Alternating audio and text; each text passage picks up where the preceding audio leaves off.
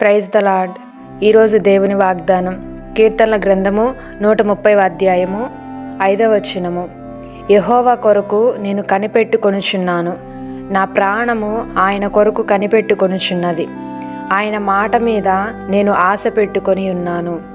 ఈరోజు మనము దేని కొరకు కనిపెట్టుకొనుచున్నాము, దేని మీద మన ప్రాణము ఆశ కలిగి ఉన్నది? పరిశుద్ధాత్మ దేవుడు మనతో ఏమని మాట్లాడుతున్నారంటే, ఈ లోకంలో ప్రతిదీ కూడా క్షయమైనది, వ్యర్థమైనది. దావీదు తన జీవితంలో దేవుని యొక్క సన్నిధిని అనుభవించడానికి ఆశ కలిగి ఉన్నాడు.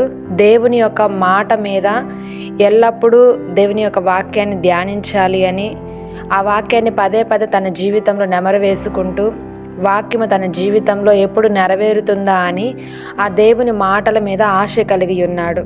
కాబట్టి మనము కూడా ఈరోజు ఎప్పుడు కూడా ఉద్యోగము, వ్యాపారం అని కాకుండా, శరీర సంబంధమైన వాటి కొరకు కాకుండా, వాక్యము మీద మనం ఆశ కలిగి ఆయన సన్నిధిని అనుభవించే వారముగా మనము జీవించినట్లయితే, దావీదు అన్ని విషయాల్లో ఎలాగో ఆశీర్వదించబడి ఉన్నాడో మనము కూడా అన్ని విషయాల్లో కూడా ఆశీర్వదించబడతాము.